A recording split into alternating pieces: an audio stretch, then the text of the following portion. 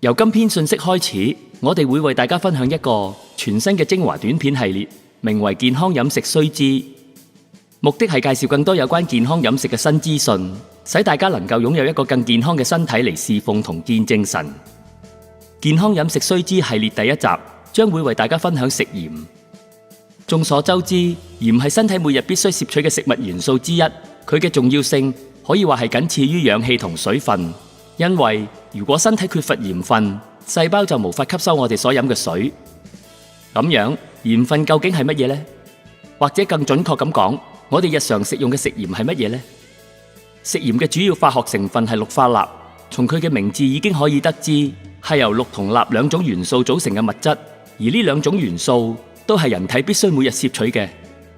如果一個人長期缺乏鹽分，就會引發好多健康問題，例如一、電解質失衡，缺乏鈉離子會導致水液平衡障礙，引起低鈉血症，仲可能導致鉀鈣等其他電解質失衡，繼而影響神經肌肉功能同心腦血管系統。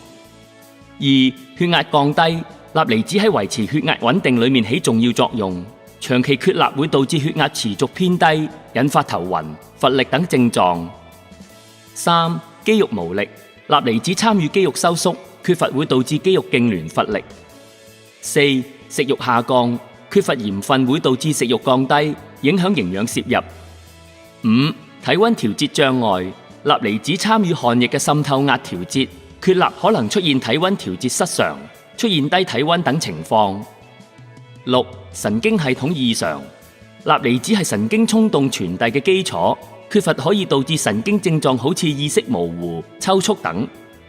七、其他症狀包括惡心嘔吐、疲勞乏力、皮膚乾燥等。由此可見，長期缺乏鹽分會導致電解質紊亂，危及多個器官系統嘅正常功能，嚴重嘅時候甚至危及生命。因此必須重視日常嘅鹽分攝入。我哋需要攝取鹽分，首先係為咗吸收當中嘅鈉，其次係吸收氯。當氯以氯化鈉，即鹽分嘅方式進入身體之後，最主要會轉變為胃酸。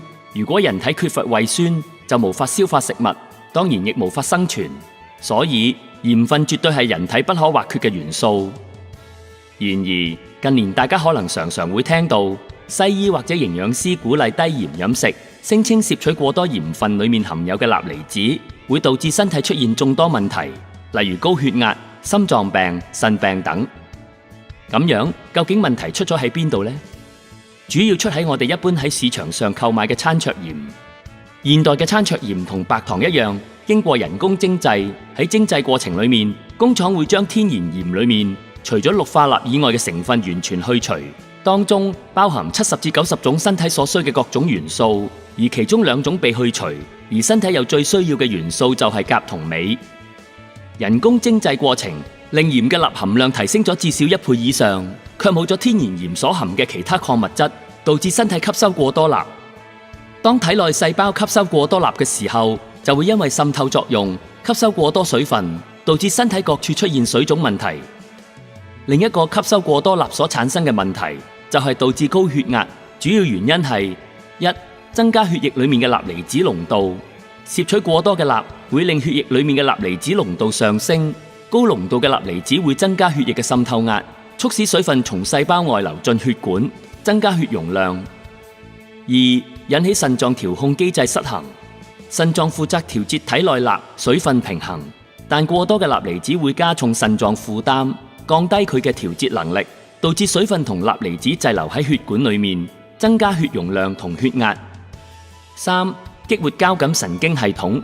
高鈉攝取量會刺激身體嘅交感神經系統，引起血管收縮，增加外周阻力，從而提高血壓。四、影響內皮素平衡。鈉攝取過多會改變內皮素嘅分泌，令血管收縮因子增加，加重血管阻力，導致血壓上升。因此，如果我哋要避免因吸收過多鈉而導致身體出現水腫同高血壓嘅問題，並唔係進行所謂嘅低鹽飲食，因為好似上述提及，身體其實係需要鹽分嘅。要防止身體吸收過多鈉，最簡單嘅方法就係停止食用同使用經過工廠精製嘅餐桌鹽，改為未經精製嘅天然鹽。如此一來，身體唔單止可以吸收所需嘅鈉，仲可以攝取各種其他礦物質元素。天然鹽相比一般餐桌鹽，確實唔容易導致高血壓。主要原因一，礦物質含量較高。天然鹽含有多種微量礦物質，例如鉀、鎂、鈣等等，有助平衡鈉離子對身體嘅影響。相比之下，精製嘅餐桌鹽基本只含有氯化鈉，缺乏其他平衡礦物質。二，鈉含量較低。天然鹽嘅鈉含量通常較低，僅佔總重量約15至30%。一般餐桌鹽嘅鈉含量則高達37至到39%。三，加工程度較低。天然鹽經過較少化學處理同埋精製，保留咗更多原有嘅礦物質。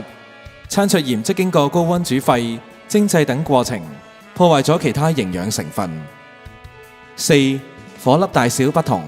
天然海鹽顆粒較粗大，進食之後有利慢慢吸收。餐桌鹽則較細小，容易快速溶解，令身體過快吸收，加劇腎臟負擔。雖然天然鹽亦含有大量鈉，但由於富含其他礦物質、加工程度較低等特性，對高血壓嘅影響相對較細，係較為健康嘅選擇。另外，一般市面上我哋購買到嘅精製餐桌鹽，為咗防止過度吸收空氣中嘅水分而變得潮濕，通常會添加鋁，令鹽長期保持乾燥，易於保存。但長期攝入過量嘅鋁，會對健康產生嚴重不良影響，包括一、神經系統損害。大量吸收嘅鋁會積聚喺大腦，可能干擾正常嘅神經傳導，與某些神經退行性疾病，例如阿茲海默症等有潛在關聯。二、骨骼健康受損，鋁會影響體內嘅鈣同埋磷嘅平衡，導致骨質疏鬆，增加骨折嘅風險，尤其對於老年人。三、腎臟功能障礙，鋁會加重腎臟嘅代謝負擔，可能會導致腎小球過濾率下降。當體內鈣、磷等電解質失衡嘅時候，會進一步增加腎臟負擔。四、貧血風險上升。鋁可能會妨礙鐵喺體內嘅正常代謝同埋吸收，引發缺鐵性貧血等健康問題。五、免疫系統受損，大量鋁沉積可能干擾免疫細胞嘅正常活動，降低免疫功能，增加感染、自身免疫性疾病等風險。然而，點解製鹽商人會將對身體有害嘅鋁加入食鹽中呢？原因當然唔係單單因為鋁可以防止鹽粒受潮，更重要嘅係，鋁好多時係一種工業廢料，如果直接丟棄，會被各地政府徵收費用甚至罰款。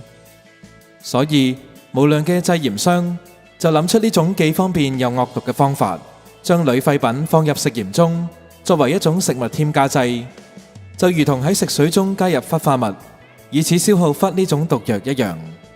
喺市面上，我哋能夠購買到未經工廠精製嘅天然鹽，最常見嘅係純天然海鹽。其次係岩鹽，再其次係湖鹽。然而，早喺13年前，自從2011年日本核電廠輻射洩漏事件以嚟，海洋已經被核輻射嚴重污染。即使官方聲稱出售嘅海鹽係嚟自遠離污染嘅海域，但我哋好難確定呢啲海鹽有冇受到輻射污染。要揾到可信賴嘅產品亦相當困難。此外，喺過去100年，人類將大量污染物倒進海洋。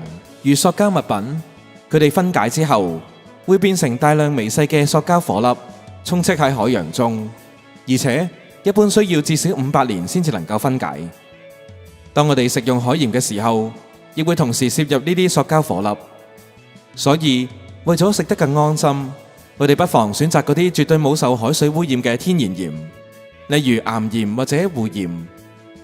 第一種，我哋最常見而且最容易買到嘅天然鹽，係產自巴基斯坦嘅喜馬拉雅山岩鹽。其實岩鹽亦係海鹽嘅一種，由古老海洋嘅海水生成。由於地殼板塊嘅移動，海水被困喺內陸，再慢慢蒸發成為鹽礦。由於岩鹽嘅形成已經有上千年，所以唔會受到現代海洋污染嘅影響。第二種係湖鹽，將鹹水湖嘅鹹水經過人工蒸發之後剩低嘅鹽分。首選未受污染嘅係澳洲出品嘅湖鹽。以下影片提到餐桌鹽嘅害處，以及天然海鹽同埋岩鹽嘅優點。需要注意嘅係，分享者提到嘅一種天然海鹽海爾特鹽，但正如剛才所提到，我哋好難確認海鹽係咪受到輻射污染，所以我哋不作推薦。基本上只需要選擇湖鹽或者岩鹽，就能夠避開輻射污染嘅問題，而且成分上與天然海鹽差唔多，都比人工精製嘅餐桌鹽健康得多。此外，影片亦提到一個生活小智慧，點樣能夠讓身體更容易吸收飲入去嘅水呢？方法係喺飲水之前，先將數粒芝麻般大小嘅岩鹽或者湖鹽放喺舌頭上，讓身體吸收鹽分，之後再喝水。咁樣做唔單止能夠幫助身體補充水分，仲能夠預防水腫，減少尿頻，並且當身體攝取足夠嘅鹽分嘅時候，更有利葡萄糖進入血液同埋細胞。Water, the second most vital element needed for life. So the number one vital element needed for life is oxygen. And that's not a surprise, is it? The second most vital element needed for life is water. You can go 3 minutes without oxygen. You can go a couple of weeks without water. I always thought it was 3 days without water until I read a book called The Long Walk about some people who were escaping the Siberian work camp, and they were in the desert and they went nearly 2 weeks without water. Water is the second most vital element needed for life. In fact, where there's no water, you don't usually get people living, do you? I always say to people, how much water do you drink? And these are some of the answers. I don't like water. If I drink water, my feet swell. If I drink water, I'm going to the bathroom all day. Those last two answers tell me that the water's not getting inside the cell. So how do we get the water inside the cell? We have to go to the third most vital element needed for life, and that is sodium. The fourth most vital element needed for life is potassium. So let's go back to sodium. In nature, we find the highest amount of sodium in seawater. And seawater contains 92 minerals. Of those 92 minerals, approximately 30% is sodium. And of those 92 minerals, approximately 50% is chloride. Now, because sodium chloride take up the most amount, they're the first crystals formed when the water is evaporated. So what man does is he scoops up the first crystals formed, he bleaches them white, puts aluminium with it so that it runs freely, and there's your table salt. Table salt is a dangerous salt because we now have two very harsh minerals that if you were to inject both of those into the blood, you would die. There's two harsh minerals and they need all the other 90 to soften them and balance them. The highest concentration of mineral inside the cell is potassium. The highest concentration outside the cell is sodium. And in this bilayered membrane that is around every cell, there are sodium-potassium pumps. And these sodium-potassium pumps are ever going like this, maintaining the balance between potassium and sodium. But when someone's not eating enough fruits and vegetables, and that's where you get most of your potassium, and they're putting table salt on everything far too much, what happens now is sodium levels rise and potassium levels drop. There is a small amount of sodium in the cell, but when this happens, you see osmosis and diffusion happens when the highest concentration merges into the lowest. So now sodium levels inside the cell are rising, which they should not, and the cell swells. What's that called? High blood pressure. The doctor is right. Table salt will contribute to high blood pressure. There's a French doctor named Dr. Lelangre, and he's written a whole book on salt. He said, when people come to me with high blood pressure, I put them on Celtic salt. Why does he put them on Celtic salt? Because Celtic salt contains 82 minerals. It's a hand-harvested sea salt. So the minerals are in the Celtic salt in their balanced form. What about Himalayan salt? In many places, Himalayan salt is a lot easier to get. There's about 75 minerals. So it's pretty good. But I prefer the Celtic salt. And one reason is that the Celtic salt has 3 magnesiums. It contains magnesium chloride and magnesium bromide and magnesium sulfate. Magnesium is a water-hungry molecule, and this explains why the Celtic salt is such a moist salt, especially when we've had a lot of rain, because those 3 magnesiums absorb the moisture. And because magnesium is a water-hungry molecule, it can be used to help the water get into the cell. So when you take a crystal of Celtic salt, put it on your tongue, and some say, how big's a crystal? Well, if you've got high blood pressure, start small, about the size of a sesame seed. I don't have high blood pressure, so I might have about 3 times little sesame seeds. Put it on your tongue, your mucous membranes start absorbing the minerals, the magnesium is taken to the cell membrane, and you drink your water, and that magnesium pulls that water inside the cell. It's the quickest way to hydrate a body. The only time excess water drinking can be dangerous is if people drink too much at once and don't have the minerals that are in the Celtic salt to pull that water inside the cell. I've had people complain to me, they say, I'm drinking more water now and now I'm going to the bathroom all day. So I say, are you having the salt? Have a little crystal before every glass of water. And ideally we should be having approximately 8 glasses of water a day. And then I say to them, and don't drink a whole glass at once. I think I mentioned earlier, I drink half a glass as soon as I get up. I go to the bathroom, I drink another half glass. Then I get dressed and have another half glass. But when I start every glass, I have that little bit of salt. So you spread the water over the day. And many people have said to me, thank you so much, that has made a big difference. See, huge water in, it's not long before huge water has to come out. It's like watering a plant. And look how God sends the rain, little by little by little. And when there's a tornado, when there's a torrential downpour, that's when the soil gets washed away and flooding can happen. So remember that with your body. Take it little by little by little by little. It is the best way to take it. Lining our gastrointestinal tract are villi. And on the villi is a receptor site.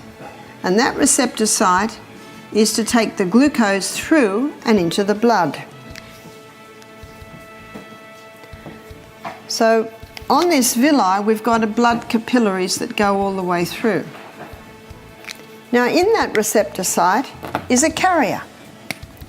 And this carrier is designed to take the glucose through to the blood. But the carrier will not accept the glucose unless it comes with a molecule of sodium. I read this in my anatomy and physiology book. In the anatomy and physiology book, I memorized the sentence so I could give it to you from the horse's mouth. Sodium is the main transport system of glucose across the brush border wall and into the blood. And yet what are we told? Don't eat salt. Well, I agree with the table salt because it causes this imbalance of minerals in and out of the cell, absolutely. And did you know that sodium chloride is so strong it can kill the taste buds? Have you seen people that eat table salt? They put it on everything and they put it on before they've even tasted it. Well, no wonder their taste buds are dying. Whereas Celtic salt, with all of its minerals, it enhances the flavour of the food. Now, the red lentils we had this morning, a few people have said, "What's in this?" I've even served it at my house at breakfast, and people have said, "Is there chicken in this?" And I know why they say that. It's because it's so flavoursome.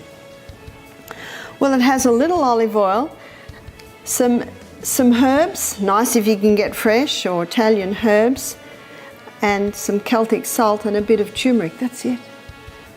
I rinse it very well. It must be rinsed well first. And I do that just before it's fully cooked. And yet, as you can see, it's delicious. See, I'm not interested in cooking up onions and garlic, and much as I love that in my lentils, I'll do that at lunchtime. But in the morning, I've got hills to run up and down, creeks to jump in. I'm not interested in being in the kitchen for a long time, and that's a very quick dish to make. So sodium not only is required to get the glucose into the blood, it's also required to get the water into the cell. So it's sodium. It's the third most vital element needed for life. And you can get that information on the 4 vitals in any anatomy and physiology book, chemistry book, biology book. I'm just giving you the facts here. So as you can see, water is very important. But so is the salt. And again, the potassium is found in all your fresh fruits and vegetables. 總言之，攝取足夠嘅鹽分對維持身體機能正常運作至關重要，即使係高血壓患者亦不例外。關鍵在於選擇對健康有益嘅鹽，例如未受海洋污染、未經精製、冇人工添加物嘅天然岩鹽同埋湖鹽。當然，每日嘅攝入量亦需要控制喺適當嘅範圍內。此外，針對水腫或者尿頻問題，可以嘗試喺飲水之前，先含1-2粒鹽喺口中或者脷底，然後再飲水。建議每次飲用約150毫升水之前，都先含1-2粒鹽，唔使太多，因為咁樣吸收最快。如果平時唔方便每次飲水之前先含鹽，亦可以嘗試喺約500毫升嘅水瓶中加入約1/4茶匙嘅鹽，但唔好過量。呢個就能夠將水變成更容易被身體吸收嘅電解質飲料。當然，結合以上2種方法效果更佳，不單有助於身體吸收水分，仲能夠有效預防水腫同埋尿頻，同時亦都能夠讓水變得更加好飲。下一集健康飲食須知，我哋將會為大家分享更多日常飲食中嘅健康選擇，敬請拭目以待。